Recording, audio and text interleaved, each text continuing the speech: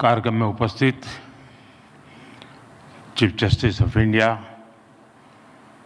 D.Y.. Chandrachud ji, justice Shri Sanjiv Khanna ji, justice B R. Gavai ji, देश के कानून मंत्री Arjun Ram Meghwal ji, attorney general R. Venkat Ramani ji, supreme court bar council के अध्यक्ष Shriman Kapil Sibal ji, bar council of India के अध्यक्ष भाई मनन कुमार मिश्रा जी, सुप्रीम कोर्ट के सभी जजिस, हाई कोर्ट के चीफ जस्टिस, डिस्ट्रिक्ट जजिस, अन्य महानुभाव, देवी और सज्जनों, आज सुप्रीम कोर्ट के 75 वर्षों की यात्रा के उपलक्ष्य में जिला न्यायपालिका का राष्ट्रीय सम्मेलन हो रहा है। सुप्रीम कोर्ट के 75 वर्ष ये केवल एक संस्था की यात्रा नहीं है, ये यात्रा है भारत के संविधान और संवैधानिक मूल्यों की। ये यात्रा है एक लोकतंत्र के रूप में भारत के और परिपक्व होने की, और इस यात्रा में हमारे संविधान निर्माताओं का, न्यायपालिका के अनेकों मनीषियों तक का योगदान बहुत महत्वपूर्ण रहा है। इसमें पीढ़ी दर पीढ़ी उन करोड़ों देशवासियों का भी योगदान है जिन्होंने हर परिस्थिति में न्यायपालिका पर अपना भरोसा अडिग रखा है।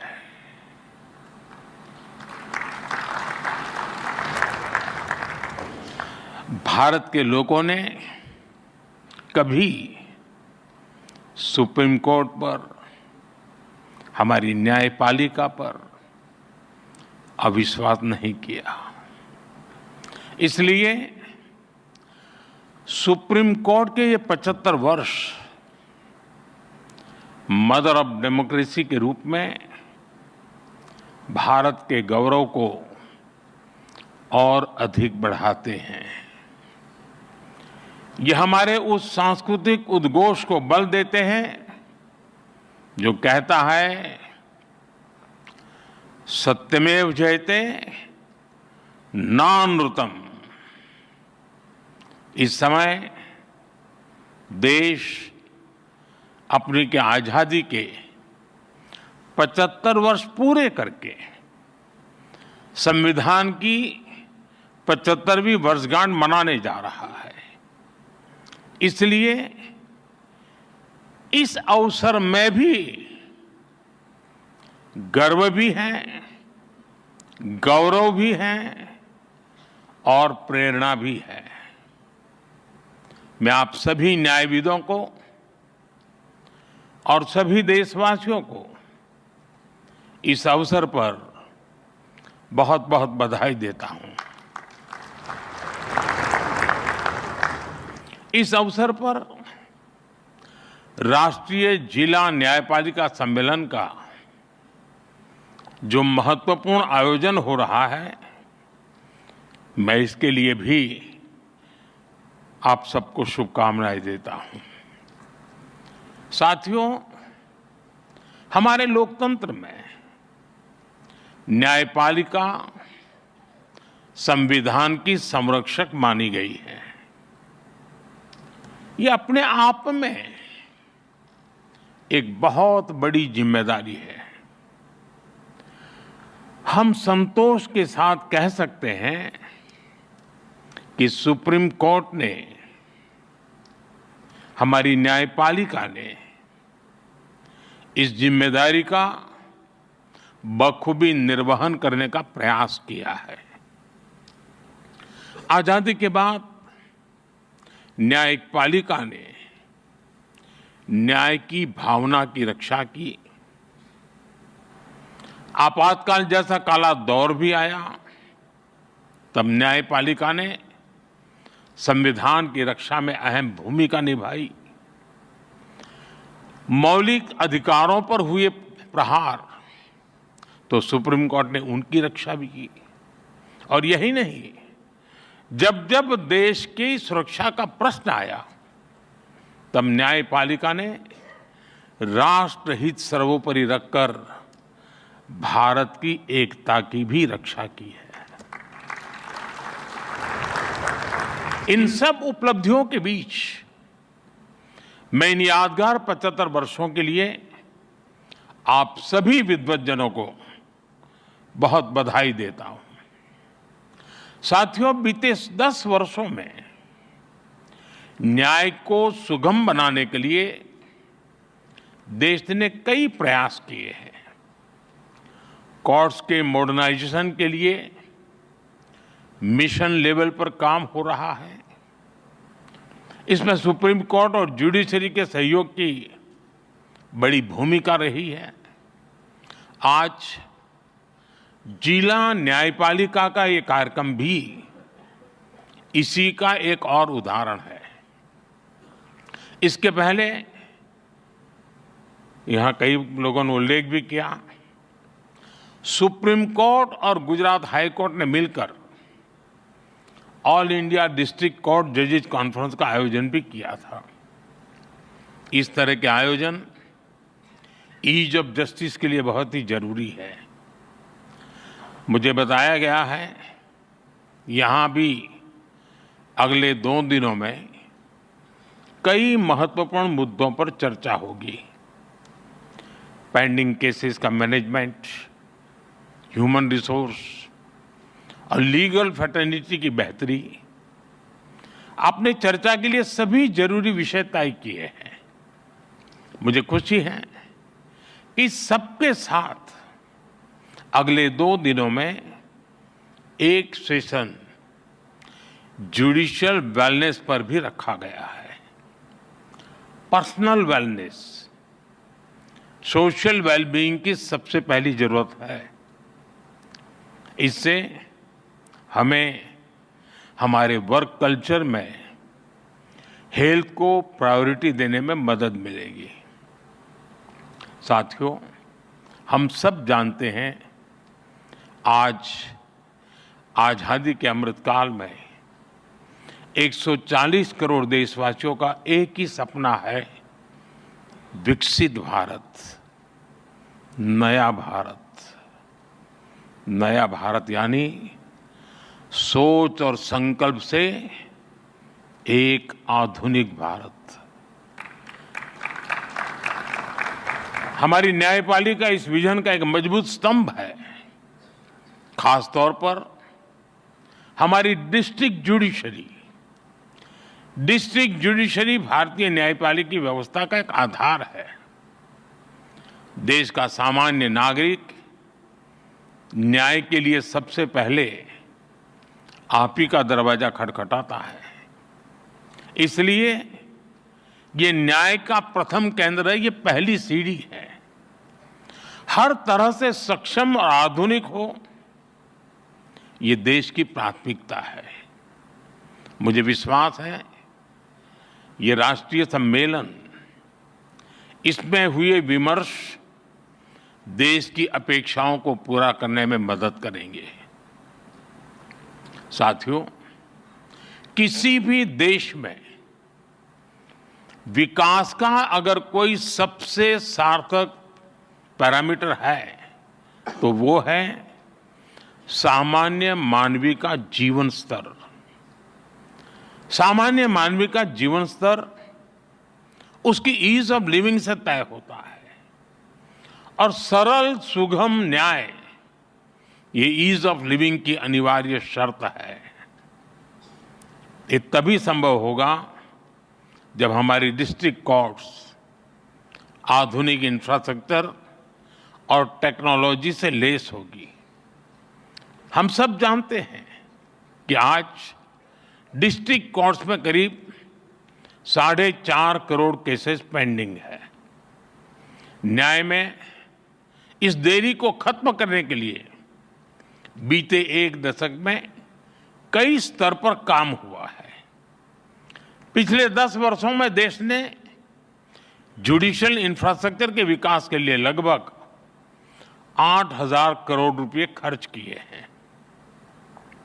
आपको एक और तथ्य जानकर खुशी होगी, पिछले 25 साल में जितनी राशि जुडिशियल इंफ्रास्ट्रक्चर पर खर्च की गई, उसका 75% पिछले 10 वर्षों में ही हुआ है।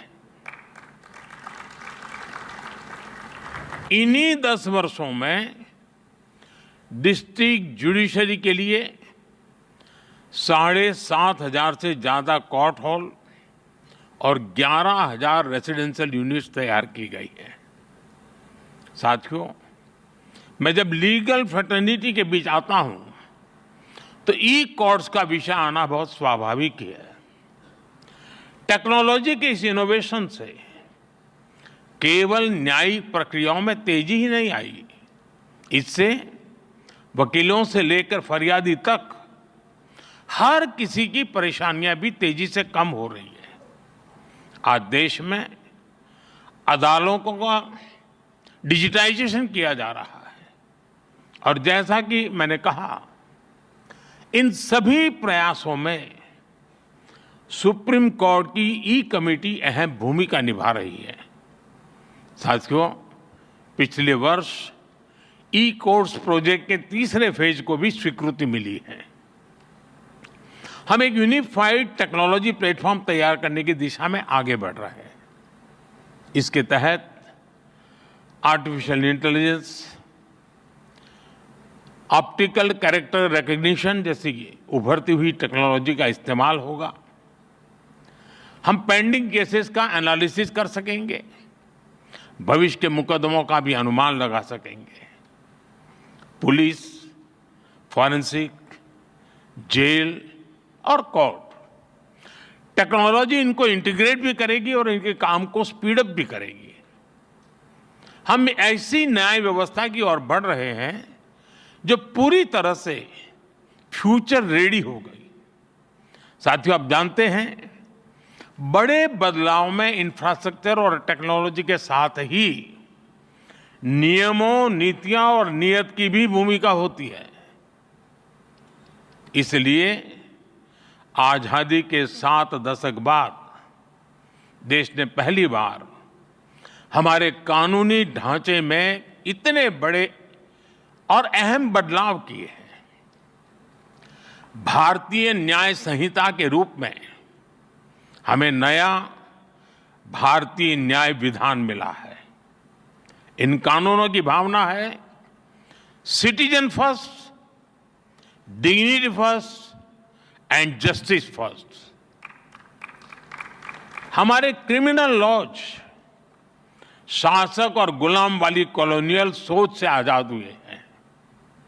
सेडिशन जैसे अंग्रेजी कानूनों को खत्म किया गया है। न्याय संहिता की सोच नागरिकों को सजा देगा, यही एकमात्र नहीं है, लेकिन नागरिकों को सुरक्षा देना भी है। इसलिए एक और महिलाओं और बच्चों के खिलाफ होने वाले अपराधों पर सख्त कानून बने हैं। दूसरी ओर पहली बार मामूली अपराधों में सजा के तौर पर कम्युनिटी सर्विस का प्रावधान किया गया है। भारतीय साक्ष्य अधिनियम के तहत सबूत के तौर पर इलेक्ट्रॉनिक और डिजिटल रिकॉर्ड को भी मान्यता मिली है। भारतीय नागरिक सुरक्षा संहिता के तहत इलेक्ट्रॉनिक मोड में समन भेजने की व्यवस्था बनाई गई है। इससे न्यायपालिका पर पेंडिंग केसेस का बोझ भी कम होगा। मेरा आग्रह होगा, सुप्रीम कोर्ट के मार्गदर्शन में डिस्ट्रिक्ट जुडिशरी को इस नई व्यवस्था में ट्रेन करने के लिए नए इनिशिएटिव्स भी जरूरी है। हमारे जजेस और वकील साथी भी इस अभियान का हिस्सा बन सकते हैं।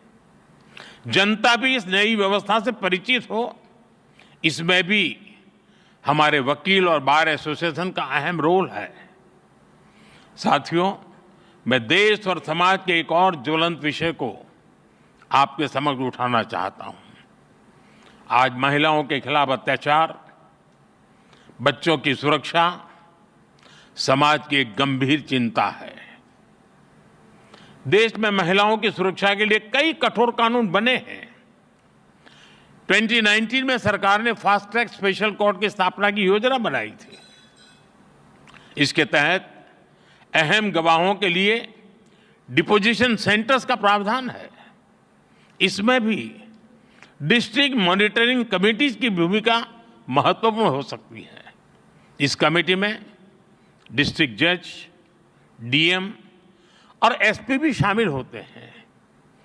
क्रिमिनल जस्टिस सिस्टम के विभिन्न पहलुओं के बीच समन्वय बनाने में उनकी भूमिका अहम होती है। हमें इन कमेटियों को और अधिक सक्रिय करने की जरूरत है। महिला अत्याचार से जुड़े मामलों में जितनी तेजी से फैसले आएंगे, आधी आबादी को सुरक्षा का उतना ही बड़ा भरोसा मिलेगा। साथियों, मुझे विश्वास है कि यहां जो विमर्श होगा उससे देश के लिए बहुमूल्य समाधान निकलेंगे। जस्टिस टू ऑल का रास्ता मजबूत होगा। मैं एक बार फिर आप सबको इस पवित्र समारोह और समागम और चिंतन मनन में जरूर अमृत निकलेगा, इस आशा के साथ अनेक